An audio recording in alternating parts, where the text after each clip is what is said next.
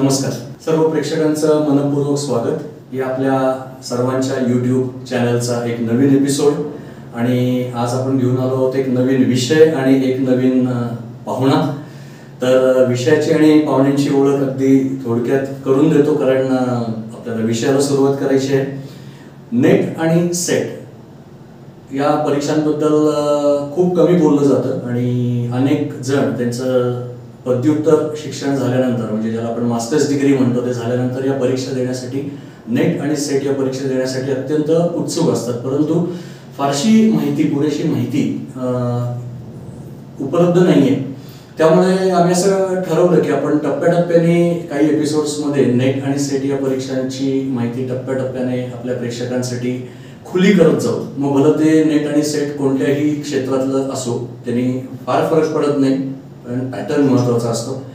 मी आहे विनय कुलकर्णी आणि आज आपल्या बरोबर आहेत सावित्रीबाई फुले पुणे विद्यापीठामधून PhD करत असलेले आणि PhDच्या एका टप्प्यापर्यंत येऊन पोहोचलेले जर्नलिझम अँड मास कम्युनिकेशन या विषयातली PhD करत असलेले तुषार रुपनवार। सर नमस्कार। नमस्कार सर। जर्नलिझम आणि मास कम्युनिकेशन या विषयातले त्याच्या आधीची पण त्याची कारकीर्द आणि त्यांच्याबद्दल सांगण्यासारखी माहिती खूप आहे।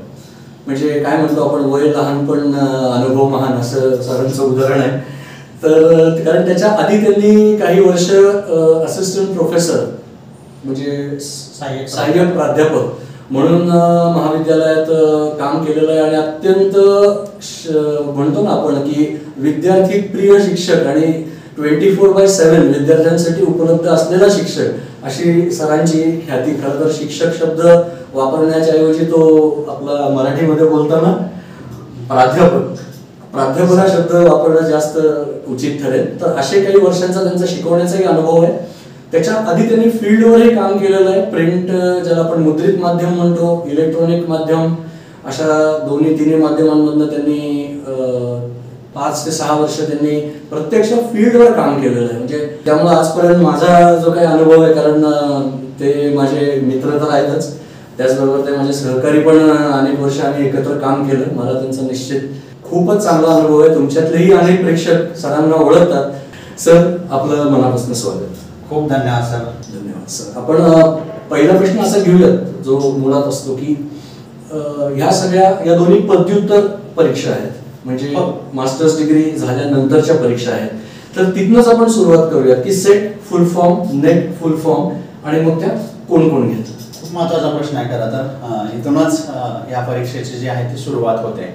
ज्यावेळेस आपण सेट आणि नेट ह्या दोन परीक्षा म्हणतो, याचे नावं आणि त्याचे फुल फॉर्म नेमके काय असतात इथल्या बेसिक पासून जे आहे ते आपण जाऊया किंवा पाहूया। सेट्स ज्याला आपण स्टेट एलिजिबिलिटी टेस्ट राज्य पात्रता परीक्षा असं म्हणतो, आणि नेट नॅशनल एलिजिबिलिटी टेस्ट ज्याला राष्ट्रीय पात्रता परीक्षा असं म्हणलं जातं। स्टेट लेवलला जर तुम्हाला म्हणजे राज्य पातळीवर जर तुम्हाला सहाय्यक प्राध्यापक म्हणून कुठेही महाविद्यालयामध्ये किंवा विद्यापीठांमध्ये तुमच्या विषयांमध्ये सहाय्यक प्राध्यापक म्हणून काम करायचं असेल तर तुम्हाला सेट किंवा नेट या दोन्हीपैकी कुठलीही एक परीक्षा हे पात्र लागतं। जर तुम्ही स्टेट लेवलला महाविद्यालयांमध्ये विद्यापीठांमध्ये सहाय्यक प्राध्यापक म्हणून काम करायचं तर साधारणतः सेट परीक्षा ही क्वालिफाय करावी लागते।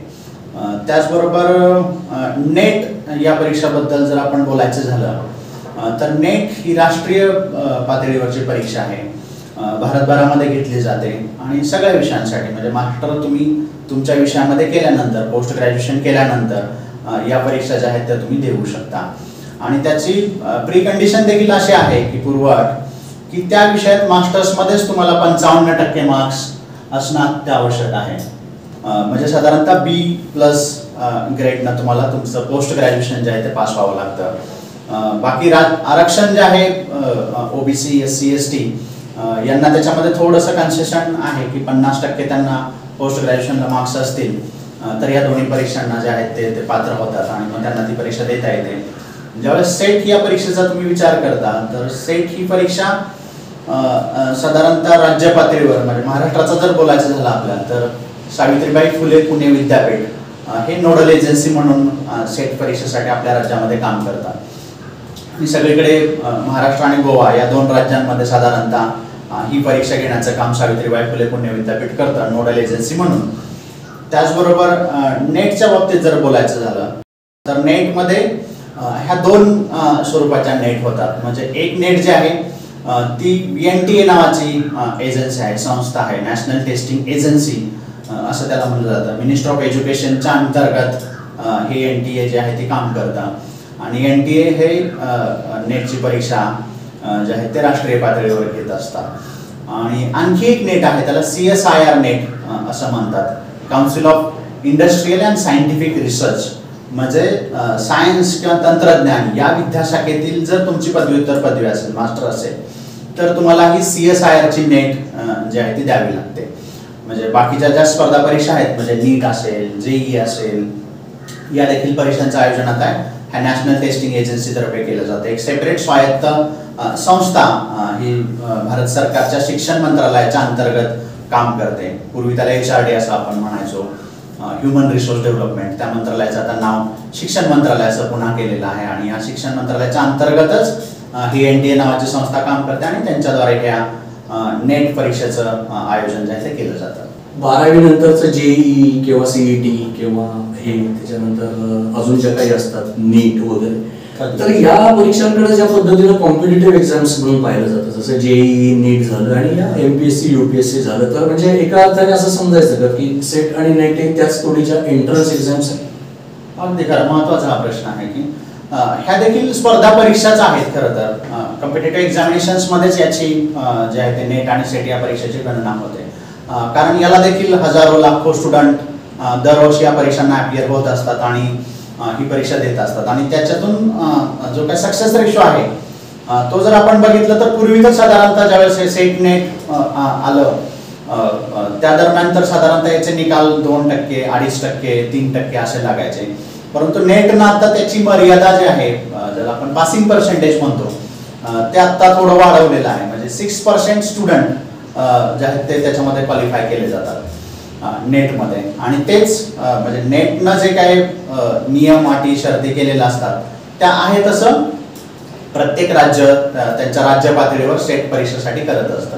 म्हणजे NTA जी काही मार्गदर्शक तत्वे नेटसाठी त्यांनी ठरवलेली असतात तीच मार्गदर्शक तत्वे त्या त्या राज्यातल्या सेट परीक्षेसाठी ते राज्य घेत असतं.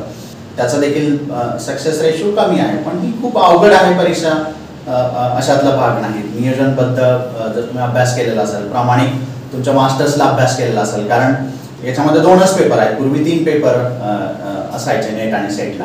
आता त्याचं स्वरूप पूर्ण बदलून त्यांनी 2 पेपरच केलेले आहेत त्याचे. आणि पहिला पेपर जो आहे हा सर्व विषयांसाठी कॉमनच आहे, मग तो सेट असो किंवा नेट असो.